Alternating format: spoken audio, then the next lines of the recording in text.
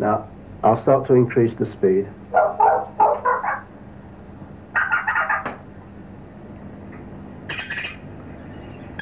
Now you have your turnstile.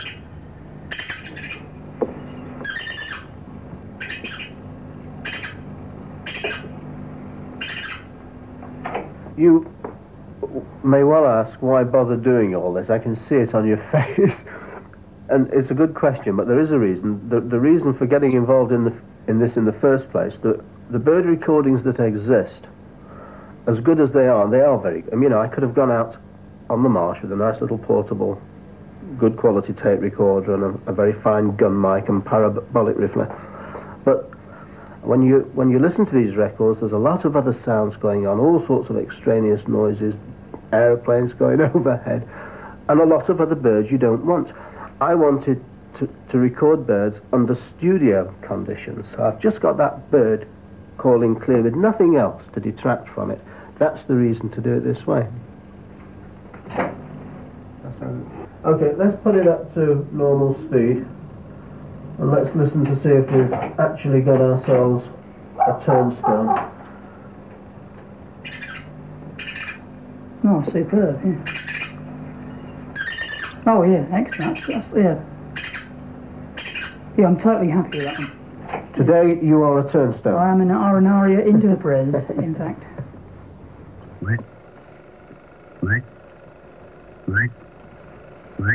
Back in the race, meantime, that sexy whistling in the dark you hear is meant to convey young male unattached nightjar, just flown in from Africa, would like to meet female with similar interests. But sadly, there is no response. Oddly enough, it's another of those sounds which, if it's very distant, sounds like a near camera running. This isn't a particularly good time of the night for them to be calling. They're most active when it first gets dark. But you can sometimes provoke one, a male on territory, for instance, into action by imitating its flight call.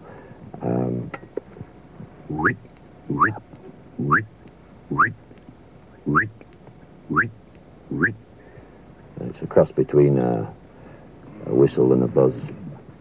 But there isn't one responding, suggests they're probably not in yet. It is a fairly early date. When you say not in, are they Not arrived in the country. They winter in Africa, but they have a very short time with us, really. They're one of the last birds to arrive and one of the first to leave.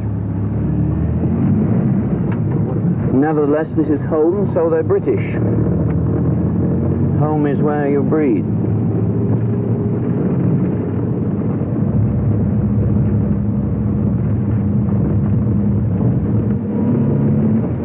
Well, to begin with, I thought we were going to miss out on what should be the essentially lunatic part of this operation. There was this bone-chilling Norfolk night while we advanced through the reeds like an unarmed patrol through the Mekong Delta, and not very much else. The only time I've ever done this before, which was in South Texas, we got aboard a machine called a roller-gun, which had klaxons, searchlights, and specialized in terrifying small birds, so they stayed absolutely still. This time, though, we had a kind of pussyfoot approach, I thought. That was, though, before we hit the high technology, with the tape recorders raised on high. Warblers were our first objective, and they make a noise like an elfin dentist working away with his drill. And eventually it paid off. And we got a full set of whatever they are, these little brown rascals. Later on, though, when we try to hit a nightjar sounds like a very old football supporter trying to swing his rattle. We didn't do as well. But for a nocturnal expedition, we did not badly at all. dog trot range?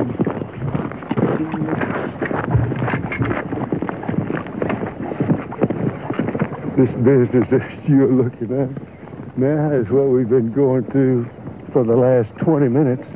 Only now we're on the road, and then we were in the woods. So it was a little more difficult, I'd say. But probably as close to running as we'll come to all day long. I hope. Jim, let's be frank, is not moving as fast as he did at the start. But maybe he's just pacing himself, because it's 5 a.m. now and there are still 19 hours to go, with a scoreboard showing 49 species observed. That's 103 away from the record. We might see a couple more. 50 up, that was. House sparrow, number 50. How very noble. Now here's a message from the AA. If you're planning a motoring holiday in Norfolk during next year's bird watching season, why not drop the whole idea? Watch out, watch out, watch out. What's happened to birding these days? People thinking about food and wearing trousers.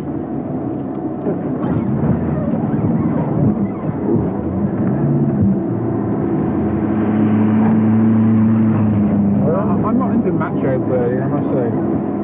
Give me hot bars, good food, lots of good birds, comfort. Don't open it to a frozen assault night in We January. might see this bird fly out of here. It might.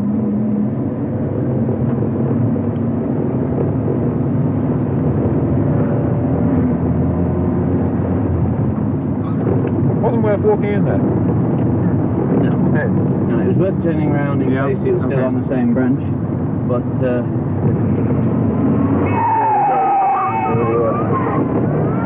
rest any casual time. 5:39. Jay. Now we eating a little breakfast.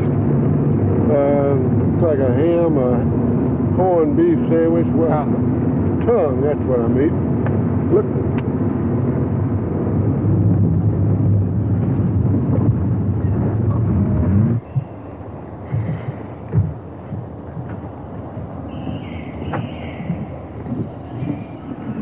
The serious step of leaving the van must indicate a sighting of great rarity. Unhappily, it was a wayward scrap of tongue sandwich. Damn. You went low down, so I think it's there.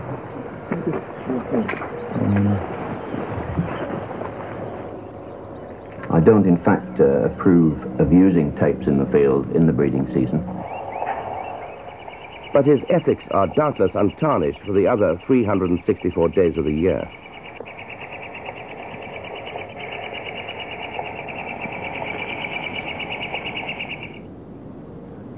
Yeah. Yes, a new one. The one we wanted.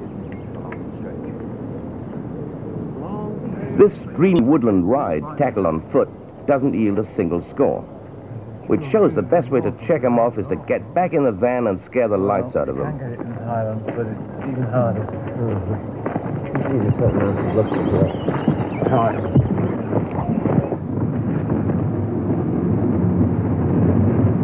Apologise that this is less than motorway standard surface, but it will save us a mile of walking. That's not bad.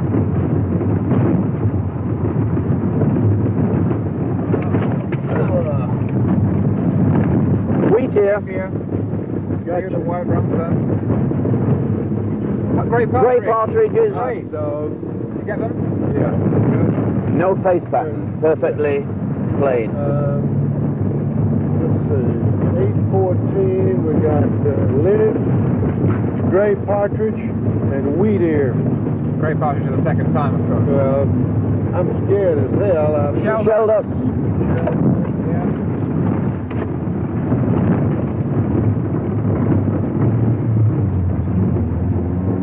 Marsh harrier. Hot damn, there Oh. he is. Fantastic. Beautiful. Oh, a lucky break. Beautiful. Bird number 100. Yeah. Very satisfactory Oh, it's one. good to Fine see one bird. here. Most surprising. Brian Bland was not precisely overdressed when the big day started, but now even his boots are missing. What happened to your boots, Brian? Well, I lost one somewhere, and we've not time to find it. So, You've got to go barefoot in boots. I didn't have time to find any boots either. But maybe if we stop for petrol, they might sell shoes or something. And, while they're filling up.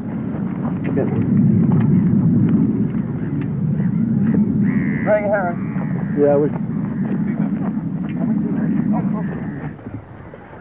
Spoonbill. There is. Hot damn. Spoonbill. Point him Perch or out. flying? No. Oh, perch. Perch. Bitten booming. Bitten. a sight that exercises the full complexity of Jim's deep southern vocabulary. Do you want the scope on the spoonbill? Want the scope on the spoonbill? You may as well admire a bird. Oh, I see the damn old idiot stand there looking so stupid. And what a beautiful, stupid-looking bird. Suddenly, the team is faced with an ethical dilemma. Is the barnacle goose they spot a legitimate score, or has it escaped from a private collection? Well, now, this gives us the next problem, doesn't it? Do we count it? Yes. Well, as we were debating yesterday... We'll see if we need it. It's very difficult. We, on more or less the same date last year, we saw 3 and we didn't count them. Short-eared owl approaching the barnacle goose, going right. Short-eared owl coming to the barnacle goose is about half a binocular Beyond, field. can you see, just breaking the skyline, Jim, see it? Got it Above above it the now. barnacle now. Above the goose now. You got him? Mark Beeman, rapping out coordinates, sounds as if he'd spent time on the bridge of a missile cruiser. Jim, though, it has to be confessed, is perceptibly less handy. I hadn't had anything to drink for a while, water, and I'm going to have to get some fluid, I'm pretty sure. And I'm tired, man. I ain't dejected, but I is tired. Next comes the RSPB reserve at Clyde. Birders come here from all over the world to see species they'd never get at home. The biggest irony of all is when I come from Manchester for his holidays here, and it's no sooner did he get here than the first British record of Marmara's warbler turned up just near Manchester on his local patch. About 8 miles from where I live, so I had to go home to see it, which my wife didn't really